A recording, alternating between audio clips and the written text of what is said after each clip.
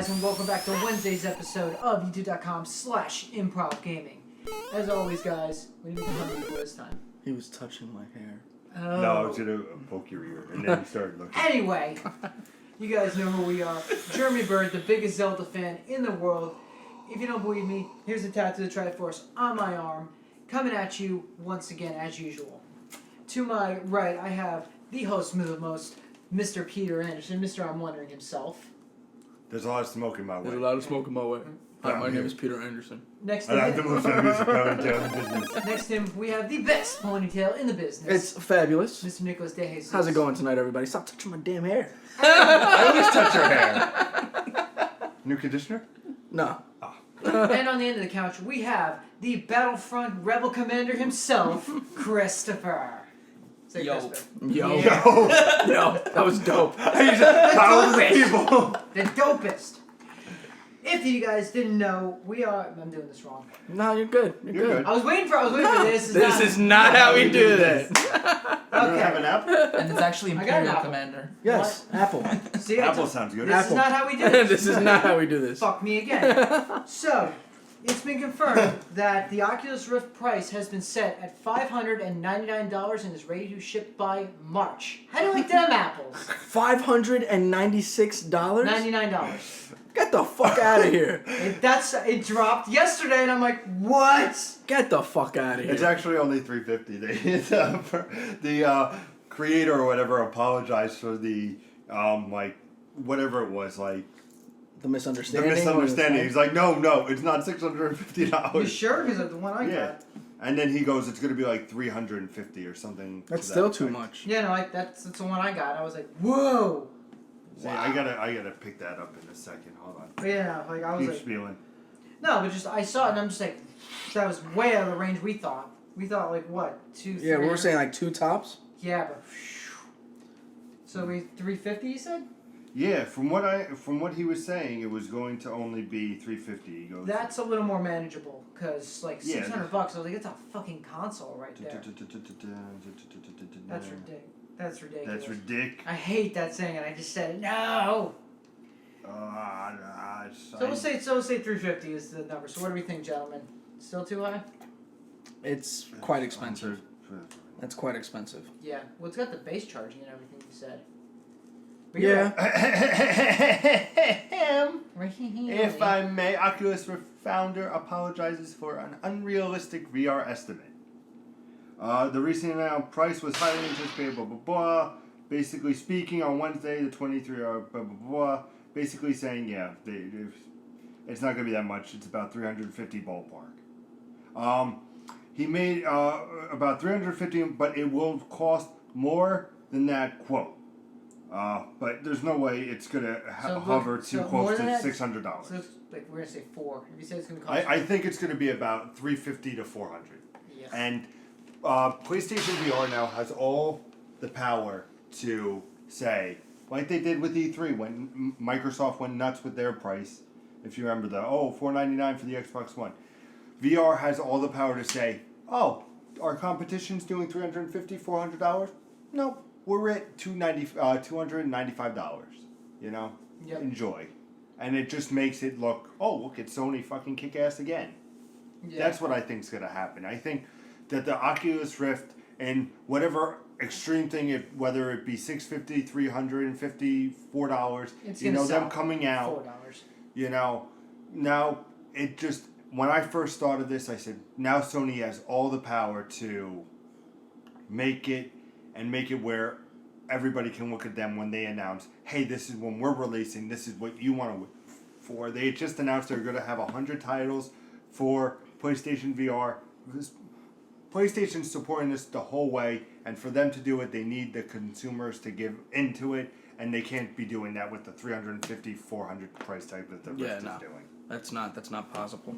That's not plausible at all. With that price being what it is, it's like you're buying another console, and Exactly. you can't be buying another console just for a console. Like, if that makes sense. It's an accessory. It's essentially how everybody felt buying the Wii U after the Wii. It was like, wait, did I just spend $400 on the same thing that I already have? With a It tablet was 300. screen. Yeah, but you know, it's essentially the same concept. It's like, well, I can't really do anything with this. Like now, I'm a little disappointed because I'm not going to be able to play rigs. Well, not the way that it was intended to be played, because the Rift is going to cost an arm and a leg. Yeah. So I don't know if I really want to be a part of the VR wave. That's why when it was announced, it put everybody on high end, and they were like, no, like the creator / founder, however you want to say it, wanted to be like, nope, there's a misunderstanding. This is what's happening. I'm glad you were chimed in because I was like $600 for that thing. I was like, fuck that shit. Absolutely not. But if you guys didn't know, this is the greatest video games cast in all of the world of Hyrule, Albion, and Outer Haven, as well as in the past, present, and future locations in the Assassin's Creed. We gotta change that line, that kind of sucks. We're three friends who talk about video games every Monday, Wednesday, and Friday, and we honor you with Let's Plays every Tuesdays and Thursdays. That sounds fantastic. That sounds fucking fantastic. We also bring you the biggest news in gaming with our one-up news done by me and this little schmuck over here. And also we do live streams from time to time, which I think we need to get back on those with a Battlefront. If that sounds good to you guys, definitely check it out. Hit the like button, hit the subscribe button, always hit the notification button so you can get our new content. And now for the topic at hand, how does your mood affect gaming? That kind of scared me. That was very demon. That kind of creeped me out a little Yeah, bit. but how does your mood affect you playing games? It does affect. It does. It does. It completely does. There's times that I'm in a great mood and I'll get into a game and it'll just make the gaming experience that much better. But then there's times where I'm in such a bad mood that I don't even want to play games. But I don't want to talk about those times because that's not what we're talking about. We're talking about when you are in a bad mood and you play a game, or when you play a game and then you get into a bad mood, and then your skills just start going right down the toilet. Yeah, and all that like it's really difficult because I love video games. I think we can all say that we love video games. We wouldn't be here if we didn't. We wouldn't be here if we didn't. But you know, mind blown. Was your mind blown? Doesn't matter. But it's sometimes it just gets hard to get back into the world after you've been pulled out by whatever it is that might have pulled you out by giving you a bad mood or trying to get over a tough day or whatever the case may be. And I've seen it happen with me, you know, like with games like Bloodborne, Dying Light, and Metal Gear Solid. Like where Did you finish any of those games? No, that's why I listed those. But you know, there's other games like Halo Guardians. I was able to beat that game in a day. Rise of the Tomb Raider a week. Like I was able to get through those games. So there's something to be said about games that kind of like you can play them regardless of whether you're in a bad mood or not. So Halo Guardians and Tomb Raider, I feel like were good games because of the fact that regardless of what my mood was, I could still play those games. I can agree with that. Yes, I've harked on Lego Dimensions a lot, but best example, I had a rough day at work yesterday. It just wasn't my thing. I came home, I had dinner, and when I go to throw a movie on, and I'm like, I'm so pissed off. I fucking hate this day. And I'm just looking at my Wii U. I'm looking at the fucking Dimension Portal, and I'm like, let me just play this and see if I can't chill out a little bit. And I had a fucking great 4.5 hours just exploring everything in that game. Because literally, as of now, I did finally, the first playthrough, let me put this now, fans. If you play Lego Dimensions and you play the story, you've done nothing but scratch the surface of what that game has to offer. Definitely replayability. Very, very a lot of replayability. When it comes to moods, I have it two ways. If I'm in a crappy mood, like, point example, Assassin's Creed, my game of the year, because I played 10 minutes of it. I enjoyed it. I was telling Nick before we aired, you know, the combat is just, you feel like you actually punched a person. I was like, oh, goddamn! And the mission. That hurt my hand. Holy it's shit. like, oh, climb Big Ben. I was like, goddamn right I am. And I was just like, this is going to be a great game. And then I was having a bad day. There was a lot on my mind, and I was trying to play it, and it just, I had too much on my mind, and things were pulling me away from it, but I'm like, I want to enjoy myself, but I can't. And that's also a problem with some games. Like I was playing Rainbow Six with my boys, and I wasn't talking on the mic, and they're like, oh, you know, Pete, you're not talking. And Christmas, what are you doing? Yeah, Christmas, what are you doing? That's a nickname for my team. they're like, "What are you doing?" I was like, "Oh, I'm just, going through the motions." There was some funny moments, but when you were in that mode, there's no getting out of it. Yeah. But then there's that opposite feeling where, if you're in like a decent mood where you're like not upset or happy or anything, and then you play, and then you're like, "Oh my god, that was amazing!" Like when I would come home and play until dawn, and perfect example when I'm like, "Oh, this is gonna be a alright game and everything," and then getting into it. This is fantastic. I need to play more. And play until dawn. It's absolute, but like it can change your mood in the positive way. Yeah. And it's unbelievable how your mood can affect a game, how you proceed it by if it's good and you're getting that mood. But like when I'm in a shitty mood, I try not to play a game because I don't want to take away from it. Yeah. Like I feel like Assassin's Creed Syndicate, with me enjoying the beginning and now being in like a little mood the other day, I was like, it's just, I was getting frustrated too easily when I would die, and it just added, and I was like, oh, this game is driving me nuts. And it's something where, like, you have to find the right mood. Like, my best example is if you're in like in a crappy mood, you play something like Rocket League, where it's like, oh, cool, or something like that. If you're in a decent mood, then you play something that you're really invested in. Like, you wouldn't play Fallout if you're in a crummy mood. Like, if you want to enjoy Fallout, if you want to enjoy Fallout, you're not going to enjoy it if you're in a crappy mood. Well, you play Fallout to get into a crappy mood. Yeah. Like, that's how Fallout works. If say Chris is not in a great mood and then you play Star Wars and it brings that joy out of you, that's something it does very well.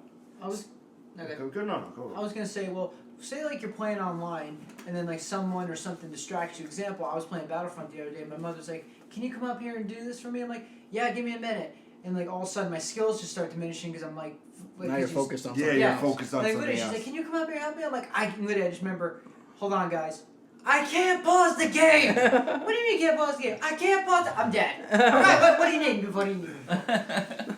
Love it. That's the new thing now with the generations. Because growing up, my mother was always like, pause the damn Nintendo. Stop playing the damn Mario. Pause it and take the fucking trash out. I'm like, all right, fine, I'll pause it. Nowadays, like, I can't until the timer runs out. There's no pause. Yep. There's no pause anymore. I just laugh when I record for the show. What was the first game that did that? Resident Evil 4, I believe it was. No. Where the pause screen wasn't a pause screen. Things were still going on in the background. Or it might have been... No, I think it was 4. I think it was Resident Evil 4. I thought you could pause. I'm pretty sure. Where you pause, but you didn't really pause. Everything was still going on in the background. Yeah. Well, that's like, it's funny when cutscenes, when you weren't able to pause cutscenes, remember back in the day? What I would have to do is like hit the PlayStation button or the Xbox button, and it would take you out. And that would be like your pause type thing. So it's like, I'm coming, Mom, hold on. But like, because when I would be playing like Metal Gear Solid 4 and those lengthy ass cutscenes, and my mom would be like, take out the garbage. 5 minutes, I swear. I hope. 10 minutes later, it's like, and then let me tell you about this story. And I go, fuck. You said 10 minutes ago you would take out the garbage. 5 minutes. I have 2 examples. One is that back when Devil May Cry came out, my buddy's like, he goes, I beat the game. I challenge you to beat the game in less time than I have. Like, whatever time is on your save file, that's how long it took you to beat it. So, I didn't know this, but back then, I'm playing it and I'm on the giant crow boss, and my buddy calls and he goes, hey, you want to come out? I'm like, okay. So I paused the game and I'm thinking, or I probably saved it, I paused and I'm like, okay, nothing will happen. I didn't bother turning the system off. I figure I'll come home and I'll start the thing up and continue the battle. I come back a couple hours later, I beat the boss and I save. My time goes from like 55 minutes to like 4.5 hours. I'm like, God damn it. I'm like, I didn't know that the timer was still going. That or Twilight Princess. I'm playing it one day. My friends are like, hey, you gonna come meet us at the mall soon? I'm like, yeah, give me like 2 minutes. Lo and behold, I finally unlock one side quest which I didn't know what was gonna happen. And if you play Zelda games, when you start a side quest, it's not just one side quest and you're done. It's one side quest goes into the next and the next. That's what happened with Witcher. And literally, I'm just getting next side quest. About a good hour and a half later, my friend's like, where the hell are you? I'm like, I'm trying to finish the side quest. She goes, you're playing Zelda, aren't you? I'm like, maybe. She goes, get your ass over here and save the goddamn game. I'm like, all right. Oops. Now, Scott, have you gotten any kind of Chris, wow. Scott. Scott, wow. Get the fuck out of here. Who the fuck is Great Scott? Scott. Jeez, what are you, in Back to the Future now? No, Scott. Scott, I need to ask you a question. Scotty Brocious, what's going Do you on? know how to make coffee? He watches this. I don't know. I have no idea. We'll find out. Comment, let us know if you watch this. I don't know what we're talking about. Chris. It's an inside joke. Have you experienced any like mood that affects your game in a positive, negative way? Does it take away, like for Star Wars, does it always just make you happy? Transformers? A shooter game like that, I'm no matter what mood I'm in, I'm always down to play. Because even if I'm in a crummy mood, killing people always makes me feel better. As psychotic as that sounds. It is, but it's better than killing people in real life. Yeah. So- But let me just say, if I'm in a really, really shitty mood, GTA. Yeah. Just Yeah. fuck shit. That Just is pull out the great. PS2. Just The Vice City. That's all I'm gonna Unlimited say. health, unlimited weapons, rocket launchers. Oh, that's a fair unbelievable. point. But for That's once, fair. I do have a question that we received from the internet. Mike's asked From us... the internet. From the internet. From Mike asks... improvgamers@gmail.com. Correct, sir. Mike asks, what are your favorite games which help you relax when you're in a bad mood? Like, what type of games do you like to play when you're not in a bad mood to get into a good See, mood? that's tough for me because there used to be a time where I was a lot like Chris, where Grand Theft Auto, no matter what, I could just pop that in, play it, and I'd be in a better mood. And there was a time where a lot of games would do that for me. Now, like, if I'm sitting there and I'm in a bad mood and I play a game, depending on what the game is, like, I'm not feeling it. I can't do it. Luckily, I've been all right with the past 2 games I played, which you guys know, it's Guardians and Tomb Raider. I've been all right. I've been able to just play them. And you actually beat both of them. which Yeah, is- and I actually beat both of them. Yeah. And So neither of them were on your nominees for Game of the Year. Go figure. well, they both weren't fucking great games in their series. So Taken King. Nice. How did it begin? What was the first scene you saw in Taken King? the first scene I saw was your mom bending over. My mom. But it's hard for a game to pull me out of a funk. Like Fallout 4 wouldn't be able to pull me out of a funk because that game is so in depth that I get more frustrated as time goes on. I throw in Splatoon when I get frustrated. I throw in Smash. Metal Gear. There you go, just beat people Metal up. Gear wouldn't be able to pull me out of a funk because if you're going through a base trying to figure out how to infiltrate, it just gets frustrating and then you just want to throw your controller at the wall. And I bought my controllers, so I don't want to damage my controllers. Yeah. You know? Well, so, I think to answer Mike's question is, you want to not do are you something. sure it's Mike? It is That's Mike. It's not Scott?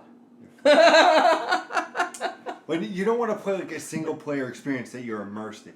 You want to do something where it's like Mario Kart. Let's just go for a race and. That's actually a really good idea because you can fuck people over in that game. See, but like Guardians wasn't able. I was able to get pulled out of whatever funk I was in. Well, granted, I beat Guardians in a day. But Tomb Raider wasn't a situation where I have to be in the right mood. I just played it, and it was fine. You know, like it was able to. Yeah. I just play. So I don't know. I mean, you're saying this and like Rocket League. I understand where you're getting at, but that hasn't been a game that I've gone to pull myself out of a funk. I mean, it depends on the game, but really, it's what do you like fighting games? I remember when I was back in the day, Tekken 4 was my jam, and every time I would play as Steve and just beat the living shit out of people and just be like, all right, I got my rage out, you know, I made it through like 14 people unscathed, you know, I got my aggression out. For me, it had to be Soul Calibur 4. Oh. Only because of how, like, you know when you really hit someone hard, like you said in, what was it, Assassin's Creed? Yeah. That game, when you hit someone in the face, it sounds like you knocked their head right off. I literally would just grab Siegfried, Nightmare, Town, just someone, and just like turn the game up to top difficulty and just destroy people. And then I'm like, now I feel better. That's the thing. Also, when playing Assassin's Creed like a couple of days ago, just punching, I was like, oh, this feels good. Because you're like, and I was like, oh, this is getting my rage out. Because I'm like, it's not me, but it's like the idea of being like, all right, like, now let's move on, you know? Yeah, I play in between worlds when I'm like having a rough day once in a while. Like I'll just start, I can beat the game probably in like 2 or 3 hours. And yes, I collect all the heart pieces. There's one specific one which I hate in that game, which is called Octorok Baseball. I love it when he tells the story. Anytime I ever play the game and I'm just going through and Octorok Baseball comes up, I literally walk past the grove and I'm just like, All right, 19 hearts is good for me. My fuck point. That is the worst thing you could have put in a hard piece container in a game ever. That was the worst idea you've ever done. Well, thank you, Mike, for your email. Remember, you can always email us at improvgamers@gmail.com. What was that email again? Improvgamers@gmail.com. Okay. Improvgamers@gmail.com. I just want to make sure that we said it enough times for the viewers. It's improvgamers@gmail.com. Oh, Nick's just very serious when he says that. But yeah, I mean, I think that closes up on the moods about games. It depends. Moods can bring you in, out. I know there's a lot of things. people out there that after a long day of work, they just want to sit down in front of their television and play video games. And just by playing video games, it brings them out of their funk or out of their mood, or it helps them deal with their emotions a little bit better. But for me, it's tough to get me out. It's tough for me to be able to focus on a game if I'm in a bad way. Each their own. Each their own. It's all the crazy women in my life. Oh, I shut don't up. have the Shut crazy up. women. Well, if you weren't the devil, maybe these crazy Goddamn women devil. wouldn't be. I'm not the devil. Well, I'm a nice yeah. young man. Well, there's like 7 women that disagree with you. It's not my fault. Yeah, you're right. You're not the common factor. But it's, They're all crazy. They're all crazy. But I love them all. you dig Uh-huh. crazy chicks. I'm not wearing the shirt today. But as usual, guys, what do we have coming up on Friday? On Friday, is it possible to play every single game that is released in any given year? You gotta tune in and find out. As usual, guys, like, comment, and subscribe to the channel. Hit the notification button so you get all of our new content. And I guess we'll see you on Friday then, guys. Game on.